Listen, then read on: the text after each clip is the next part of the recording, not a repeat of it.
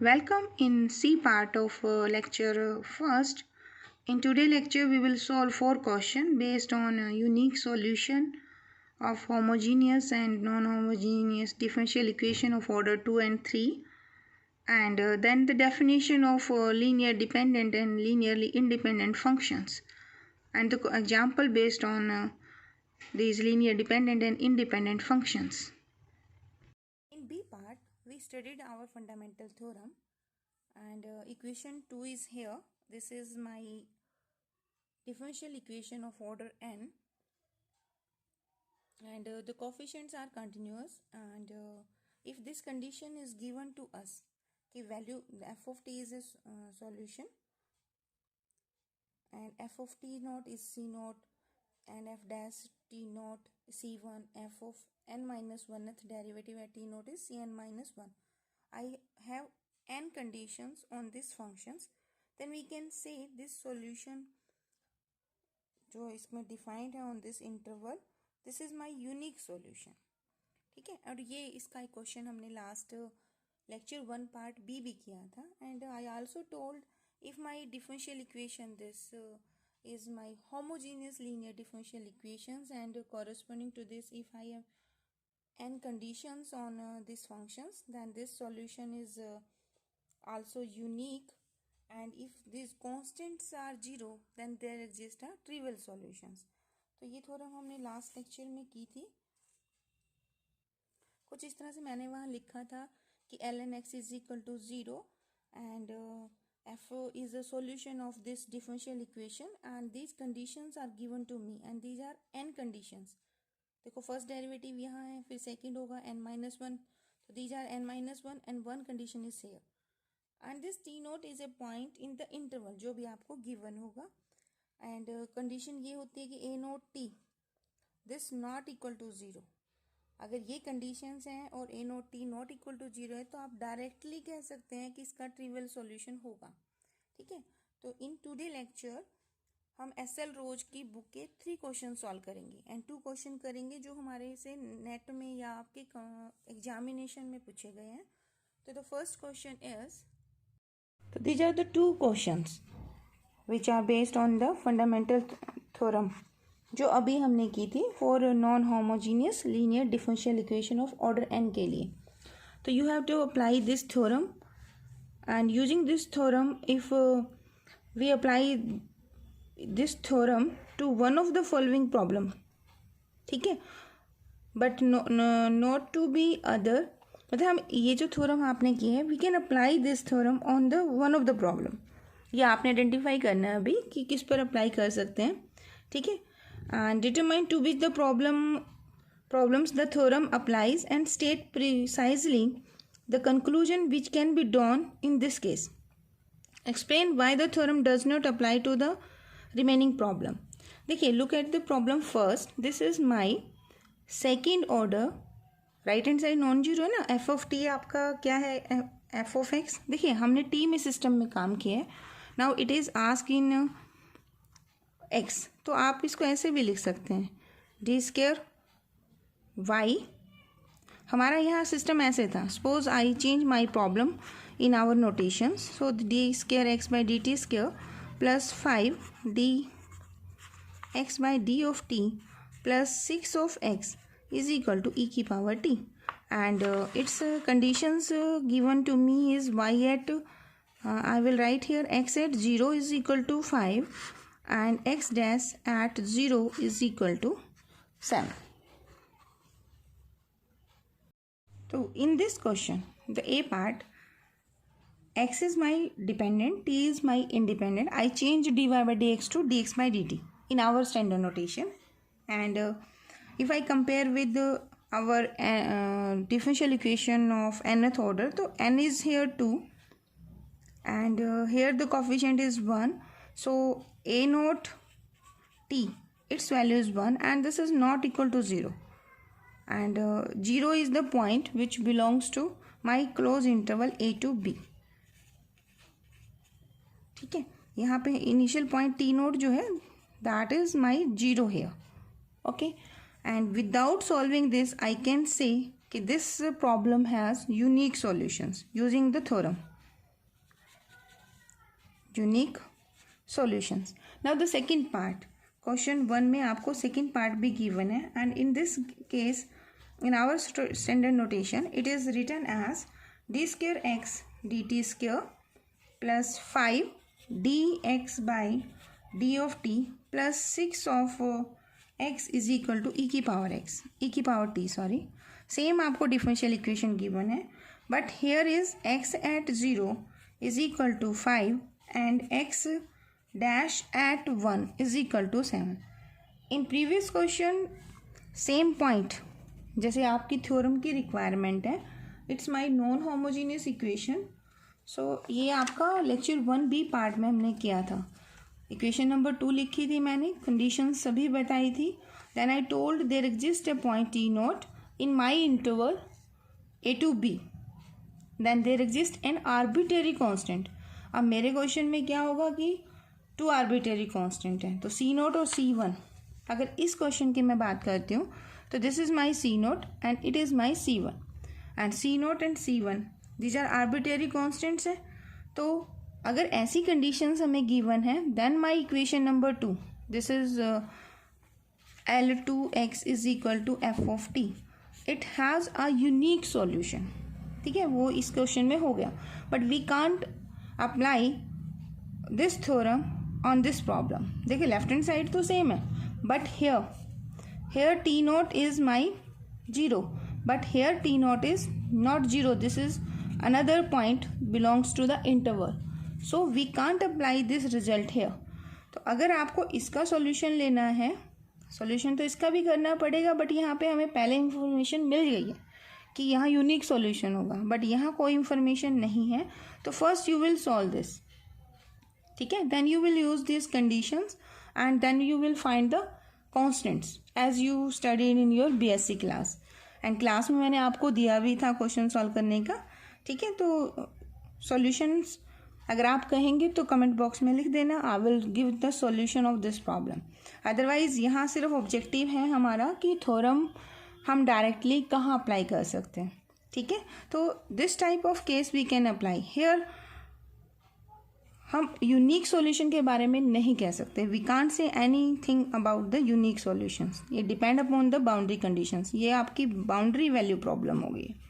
ठीक है, देखो आपकी जो एक्स और डिपेंडेंट वेरिएबल है that is given at different points, so this is a boundary value problem. तो it may have unique solutions और may have infinite many solutions depending upon the solutions. And there is one more question. Now you can easily give the answer of question 2. The question is, what is the solution of the following initial value problem? ठीक है, तो question है d square y by dx square plus x dy by dx plus x square y equal to 0. In our standard notation you can write this problem as d square x by dt square plus t. I'm writing it again here in our standard notation because we have taken the problem in this form, x and this is equal to 0. तो homogeneous case है ये आपका. ठीक है, and in our notation if I convert this problem, y को मैं x कह रही हूँ और x को मैं t कह रही हूँ, तो I can write this is d square x by dt square and this is t dx by d of t plus t square x is equal to 0. And the condition here given is x at 1 is equal to 0, x at 1 is equal to 0 and x dash 1 is equal to, that is again a 0. अब यहाँ compare करो, देखो ये आपका जो last part में करवाया था होमोजीनियस के लिए आपकी थ्योरम है. अगर सिस्टम आपका जो इक्वेशन है that is your homogeneous and initial value problem n की वैल्यू आपकी 2 है and the constant c naught is 0, constant c1 is 0, then there exist only the trivial solution and this solution is known as xt equal to 0. तो without solving this question just only I can reply that this problem has a solution which is trivial solution. Now to a multiple choice question. The first question is, find the solution of the differential equation t square plus 1 y double dash plus 2t y dash plus sin square t y is equal to 0. Here y is my dependent variable and t is my independent variable, and given condition here is y at 0 is equal to 0 and y dash at 0 is equal to 0. Now देखिए right hand side 0 है, it means it is homogeneous linear differential equation of order 2. It's my a0, 2t is my a1 and sin square t is my a2.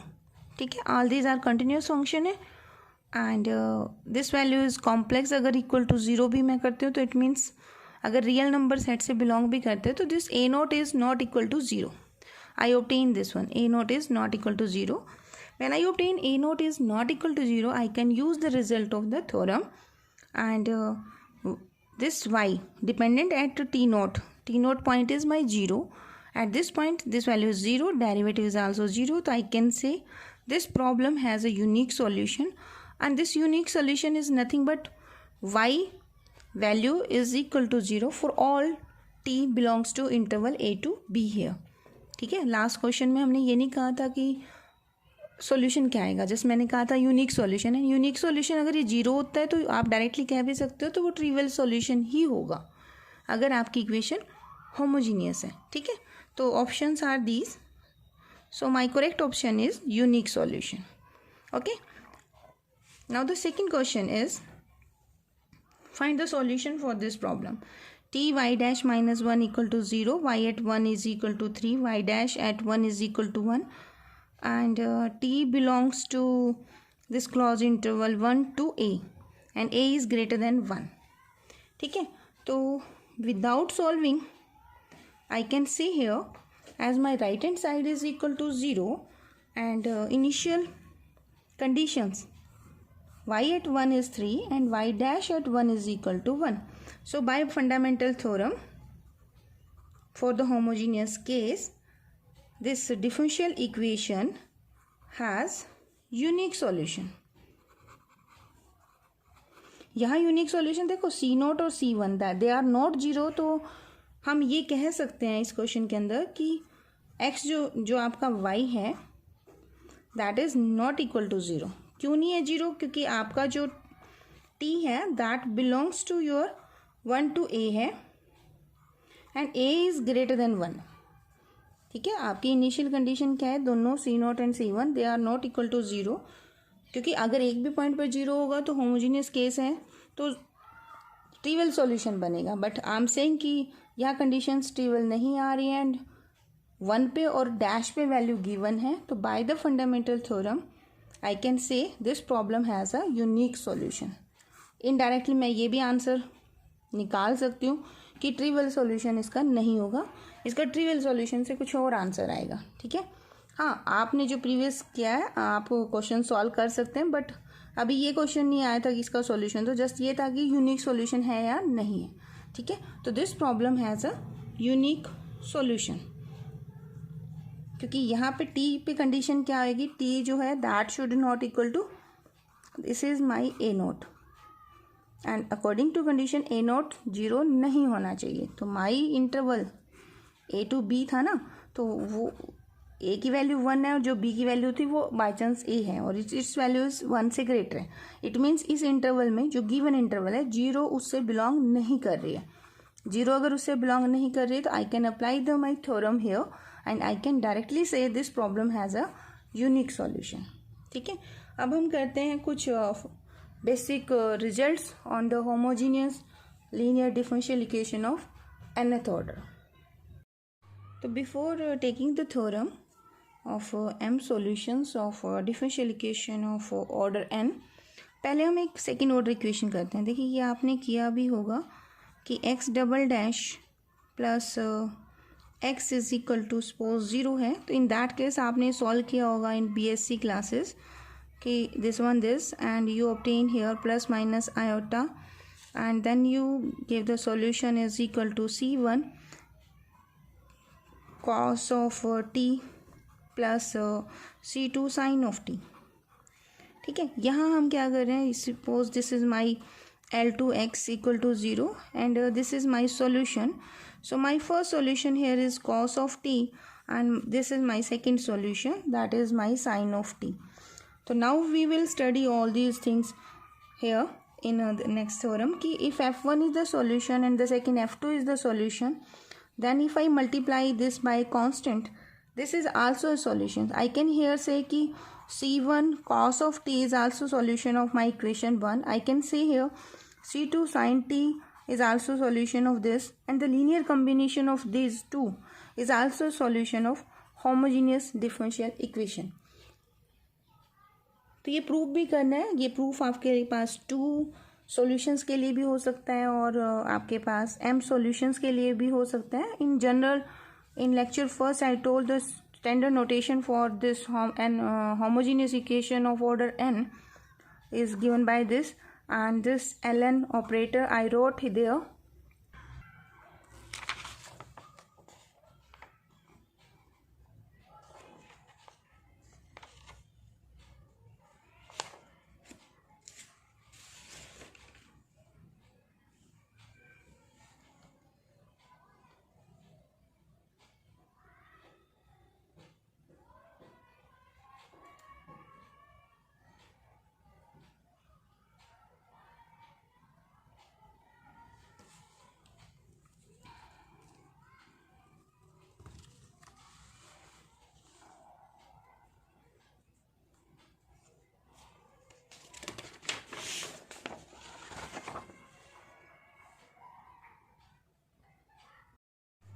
I is equal to 0 to n because my differential equation is of order n.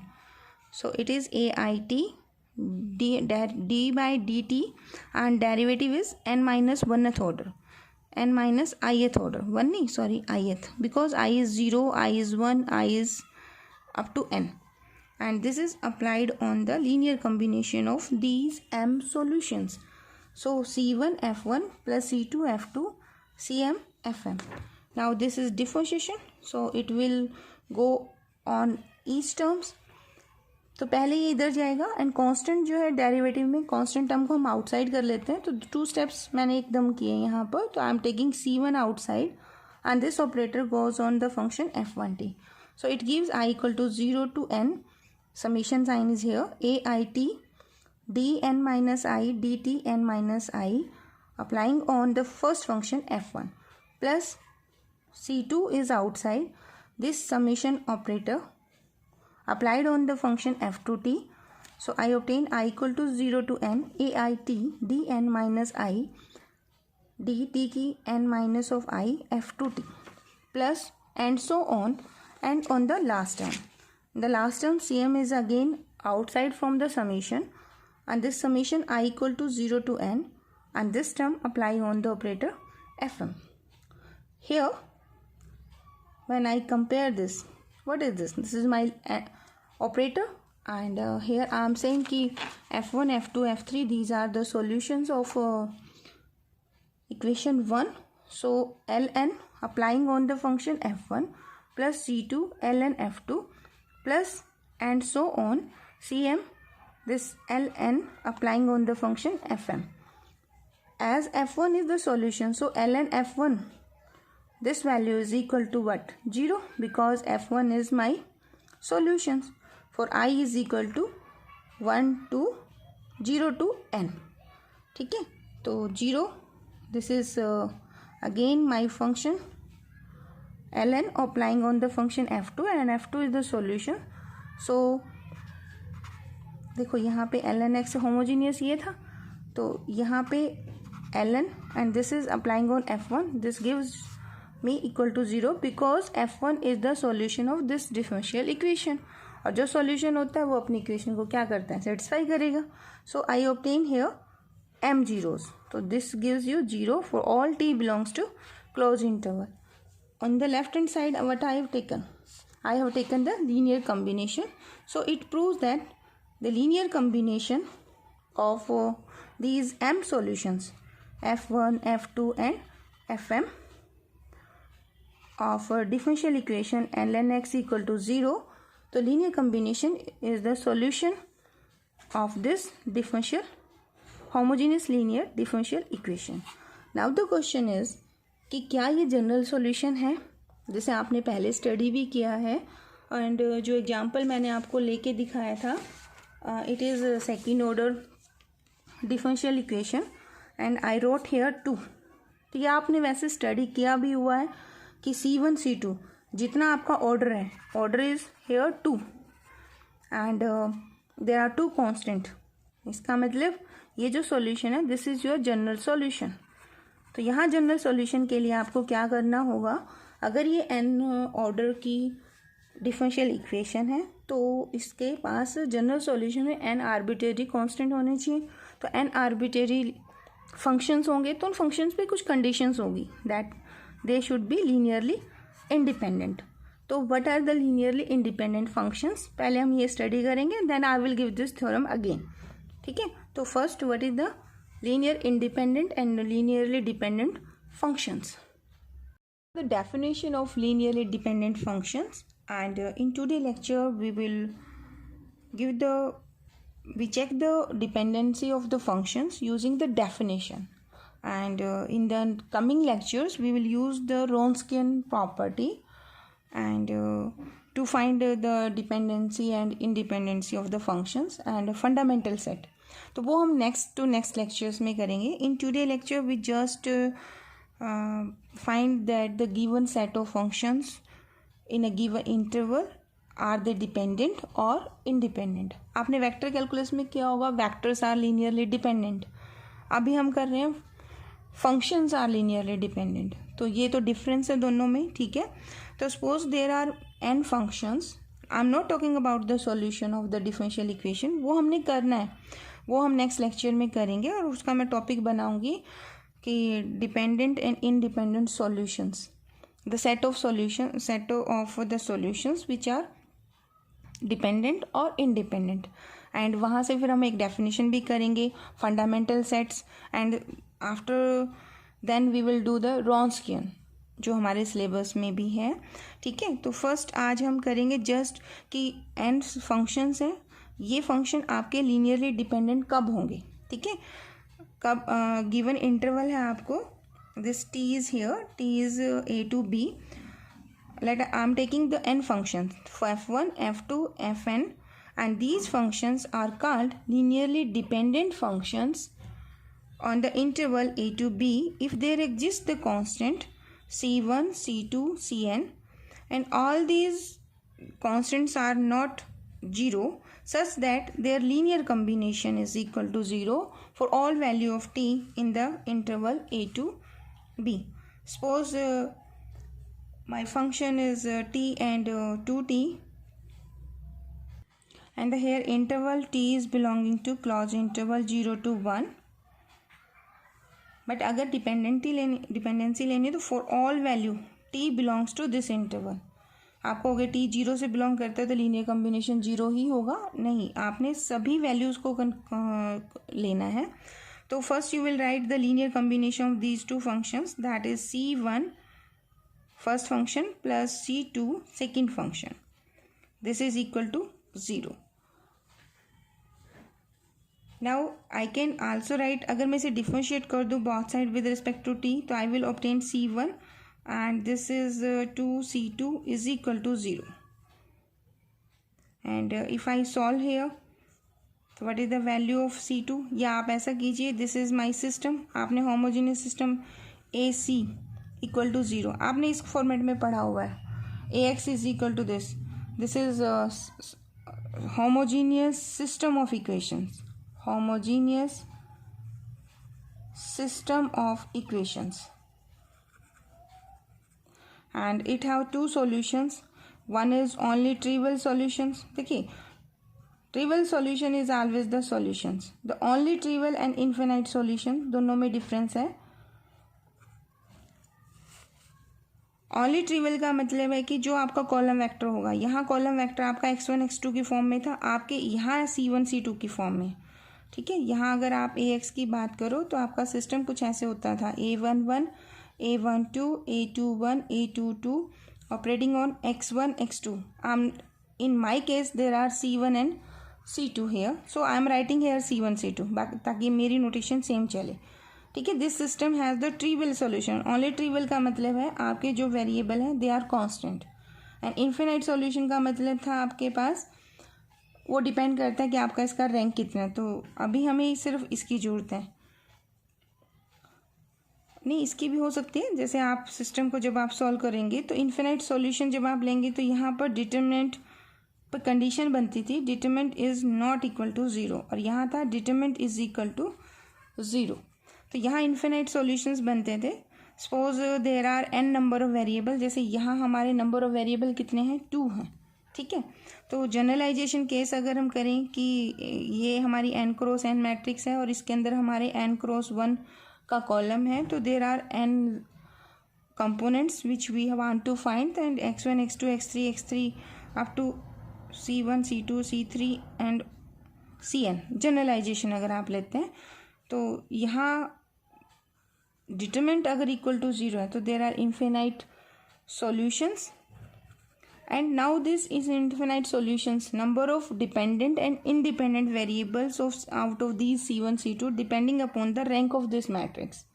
Definitely इसका rank जो होगा वो n से कम होगा, but कितना कम होगा तो इसके लिए हम क्या करते हैं? We said here n minus r variables are independent.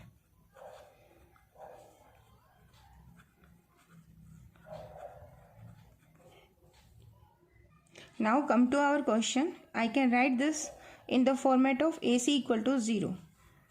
This one. Now this is my A matrix and the column contain the two variables. They are C1 and C2. Now here the determinant of A matrix. This is nothing but T, 2T, 1 and 2. And if I solve this, this gives 2T minus 2T and this is equal to 0. Not depend upon t, तो I can say for all t belonging to interval 0 and 1. अब यहाँ interval आप कुछ भी ले सकते हैं a to b. For all value of t, this determinant is equal to 0. और determinant equal to 0 है तो हमको एक second,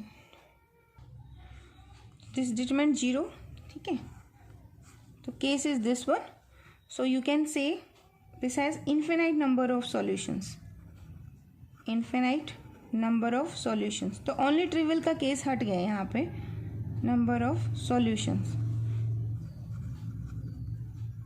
it means you can calculate C1 and C2. अब come to here equation. Suppose this is my 1 and this is my 2.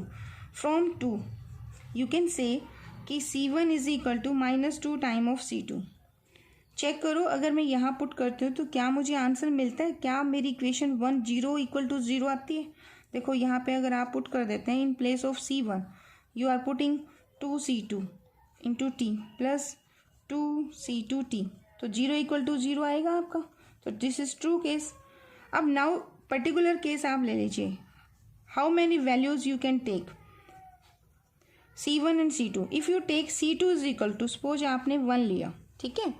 तो what is the value of C1? C1 is -2. तो C2 is 1, C1 is -2. They are both are not equal to 0 ना. ठीक है. हम क्या कहते हैं? Linear combination of these function is equal to 0. Not all CI is equal to 0. तो here there are infinite number of case where I obtain the linear combination of T and 2T equal to 0, but C1 और C2 दोनों 0 नहीं है. तो I can say कि जो T और 2T है, these two functions T and 2t, these two functions are linearly dependent. ठीक है. तो ये तो हुआ कि लीनियरली डिपेंडेंट ऑफ फंक्शंस हम कैसे कैलकुलेट करते हैं. Now let us take the linearly independent functions. अब यहीं पे ये जो कंडीशंस हमने ली है ना, किसको मैंने इसे डिफरेंशिएट कर दिया है, ये हमें फ्यूचर में जब हम f1 f2 को solutions of A differential equation लेंगे, इन दैट केस मैं इंट्रोड्यूस करूँगी रॉन्स्कियन हेयर. ठीक है. अभी तो f1 f2 एक फंक्शंस हैं, they are not solution of any differential equations. मैंने सॉल्यूशन नहीं लिए हैं, जस्ट मैंने फंक्शंस लिए. इन फ्यूचर कमिंग लेक्चर्स में जब हम f1 f2 को सॉल्यूशन ऑफ डिफरेंशियल इक्वेशन लेंगे, then I will introduce a Wronskian matrix. ठीक है. अभी नहीं हम करेंगे, अभी सिर्फ हम डेफिनेशंस करेंगे. Now we will study the linearly independent functions. Now the linear independent functions definition वही है, जस्ट लास्ट लाइन में फ़र्क होगा कि यहाँ पर ऑल सी आईज जीरो होंगे. तो only one possibility is there कि लीनियर कॉम्बिनेशन जीरो बनेगा जब सभी सी आई जीरो होंगे. ठीक है. तो again I am taking an functions naming f1, f2 and so on fn. These are called linearly independent on the given interval a to b if their relation, that is the linear combination, is equal to 0 for all your t belonging to closed interval a to b, implies that all ci's should be equal to 0. आप ये भी कह सकते हैं कि these two functions are linearly independent only when they are not dependent. ठीक है, simply आप ये भी कह सकते हैं. Now I have taken the example of two functions. One is t and second is t square. This is my first function f1 and this is my second function f2. ठीक है, मुझे interval 2 to 4 given है. I want to check whether these are linearly dependent और linearly dependent. Independent और dependency check करनी है. तो for this मुझे क्या करना है, c1 f1, f1 is t plus c2 f2. The linear combination should be zero. ठीक है, वैसे तो देखिए आप ये पोलिनोमियल है, पोलिनोमियल इक्वल टू जीरो तभी होती है जब ओनली c1 एंड c2 दोनों क्या होने चाहिए, जीरो होने चाहिए. I will use here the definition of matrix system of two equations. So I am taking the derivative of this one as I done in previous example. c1 is here, t का derivative 1, c square, this is 2t equal to 0. So corresponding to this, here my matrix AC equal to 0, this is nothing but t, it is t square, here is 1, here is 2t, and operating on c1 and this is c2. This is homogeneous linear system of equations. ठीक है, तो here the column vector c1 and c2 मुझे calculate करना है. This is homogeneous, तो इसके आपको as I told only the two possibility here, या तो ओनली ट्रिवियल सॉल्यूशन होगा यानी कि c1 c2 c3 सभी आपके जीरो होंगे, यानी आपके केस में c1 और c2 इक्वल टू जीरो होगा, या तो ये केस होगा या फिर there are infinite number of solutions. So for this I calculate the determinant of the coefficient matrix. This is my A matrix. So here I am taking determinant of this matrix and when I take the determinant I obtain t square. अब आप check कीजिए क्या t square इस interval में zero बनेगा कहीं भी? No. तो this is not equal to 0. That means I am obtaining the determinant is not equal to 0. ठीक है, तो आप डायरेक्टली कह सकते हैं. तो सॉल्यूशन क्या होगा? In this case, I am talking about the solution of this system. निकालना मुझे ये है कि दो फंक्शन लीनियर इंडिपेंडेंट है कि नहीं है. तो मैं सिस्टम यहाँ पे पहुँच गई हूँ, तो determinant is not equal to zero, तो सॉल्यूशन जो होगा ओनली ट्रिवियल सॉल्यूशन बनेगा आपका. कैसा सॉल्यूशन बनेगा? Only trivial solutions, that is both c1 and c2 is equal to zero.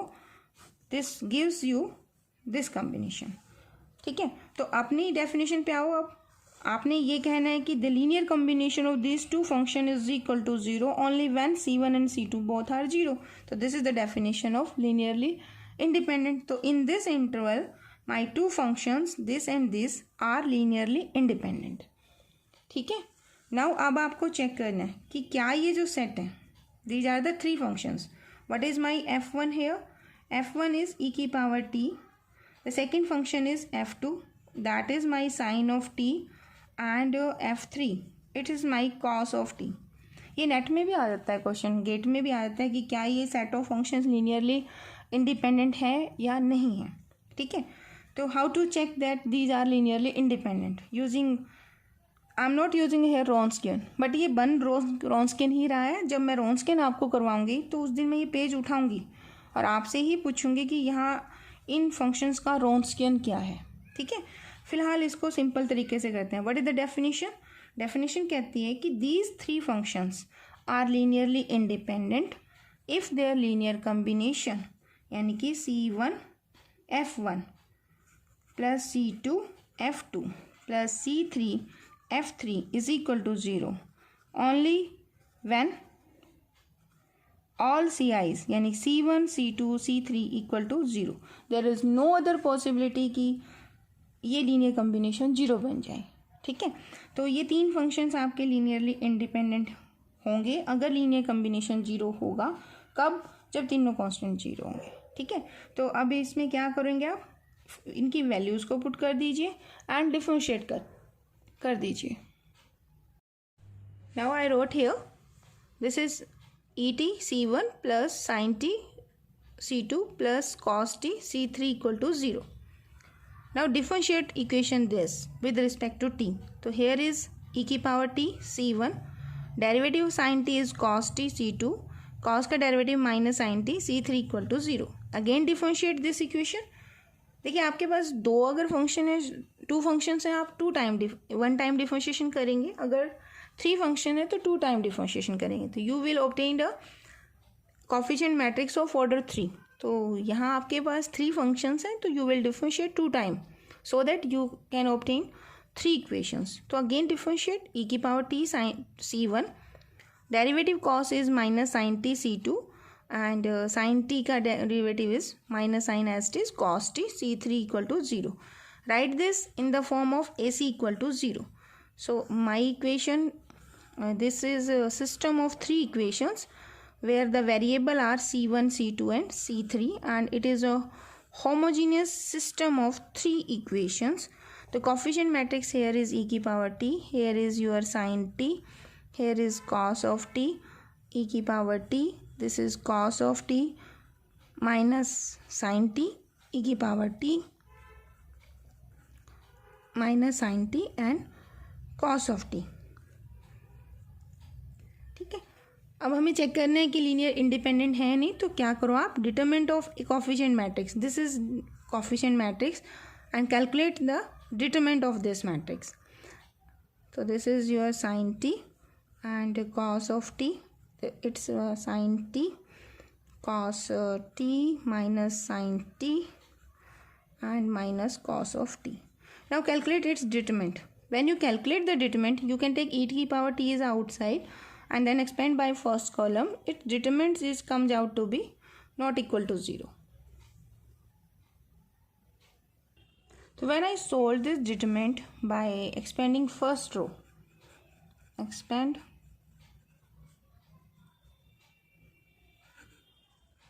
by r1 first row से.